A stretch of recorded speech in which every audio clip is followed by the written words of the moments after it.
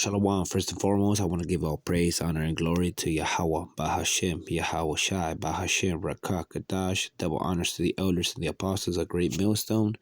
Peace, mercy, and blessings unto the hopeful elect, the Israelites of the Bible, the so-called blacks, Hispanics, and Native Americans. And we're going to start it off with the book of Psalms, chapter 51, verse 10. And it reads, "Create in me a clean heart, O Yahweh, and renew a right spirit within me."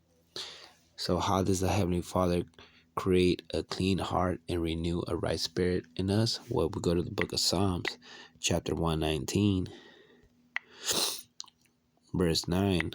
It reads, Wherewithal shall a young man cleanse his way? By taking heed thereto according to thy word. By hearing the word of the Heavenly Father, Yahweh Bashem Yahushai. Why? Because if you go to the book of Hebrews, chapter 4, verse 12, it reads, "For the word of Yahweh is quick and powerful, and sharper than any two-edged sword, piercing even to the dividing asunder of soul and spirit, and of the joints and marrow, and is a discerner of the thoughts and intents of the heart." So the word of the Heavenly Father is quick and powerful, like a two-edged sword. And when you read His word, you start seeing good and evil. You start seeing what's right in the eyes of the Heavenly Father and what's wrong. And your heart, which represents your mind, it starts thinking differently, seeing things differently. And we go also to the book of Jeremiah, chapter 23, verse 29. It reads, "Is not my word like as fire, say the One Yahweh, and like a hammer that breaketh the rock in pieces?" The word of the Heavenly Father is like fire, and it breaketh to pieces. It breaks you down, because everything you thought was right, it's wrong in the eyes of the Heavenly Father, Yahweh Bashem Yahushai. But at the same time, you start learning and you start getting this wisdom, knowledge, understanding from Him. If we go to the book of Proverbs, chapter 1, verse 2, verse 1, it says, "The Proverbs of Solomon, the son of David, king of Israel, to know wisdom and instructions, to perceive the words of understanding, to receive instructions of wisdom, justice, judgment, and equity, to give subtlety to the simple, to the young man knowledge and discretion." So we go from being simple to being knowledgeable and have discretion. "A wise man will hear and will increase learning, and a man of understanding shall attain unto wise counsel." So a wise man is going to hear this word and it's going to increase. And how does he increase? By reading the word of the Heavenly Father, like it talks about in the book of Revelations, chapter 1, verse 3. It says, "Blessed is he that readeth, and they that hear the words of this prophecy, and keep those things which are written therein, for the time is at hand."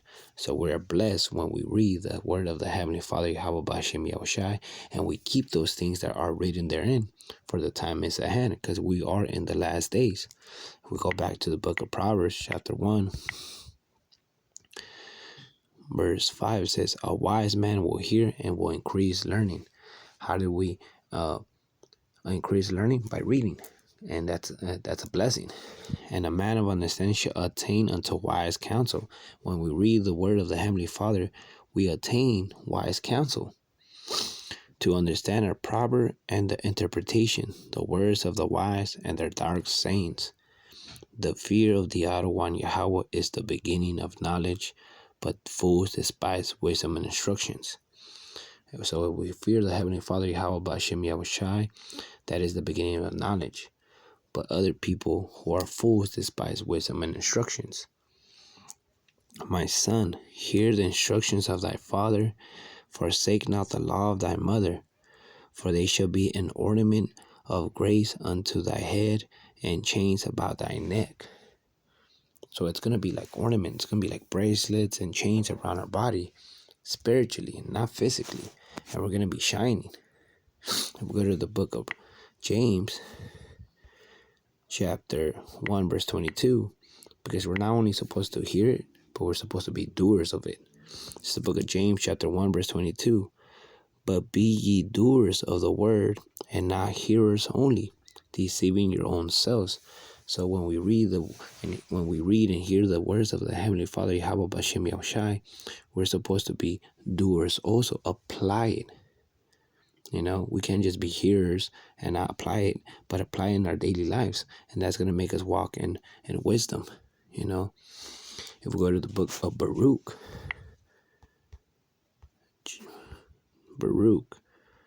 chapter 4, verse 1, it reads, "This is the book of the commandments of Yahweh, and the law that endureth forever."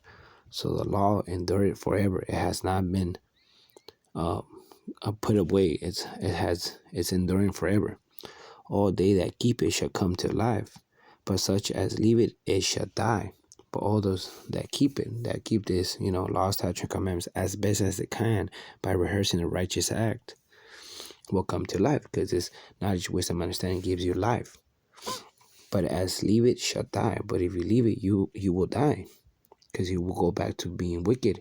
And when you put yourself in wicked situations, the Heavenly Father will, punish you, like it talks about in the book of Hebrews, chapter 10, verse 30. Verse 31. It is a fearful thing to fall into the hands of the living Yahweh. It's a fearful thing to fall in the hands of the living Yahweh. So how do we fall in his hands? Well, by sinning. What is sin? By transgressing of the law, by breaking the law. Now we go back to the book of Baruch, chapter 4, verse 1. It reads, "This is the book of the commandments of Yahweh, and the law that endureth forever. All they that keep it shall come to life, but such as leave it shall die." So when we keep it, we apply it by being doers, and not only hearing the word, but applying it, by doing it.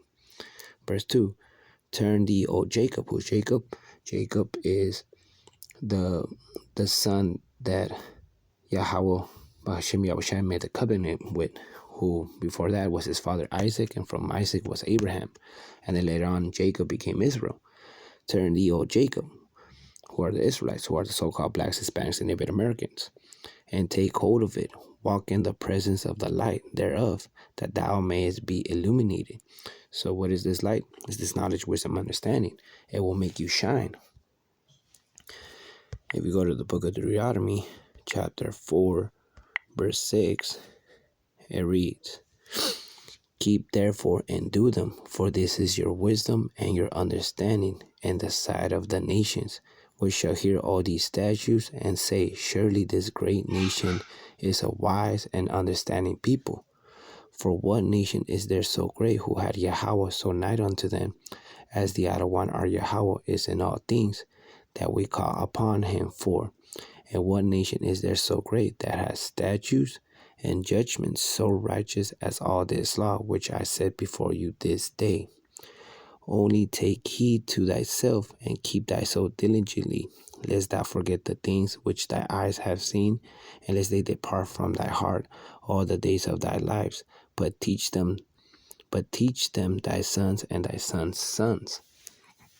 We go to the book of Matthew, because when you're walking with this wisdom and knowledge, understanding, you're gonna be shining. You're gonna be a light, like it talks about it in the book of Proverbs. Book of Proverbs, chapter 1, verse 8.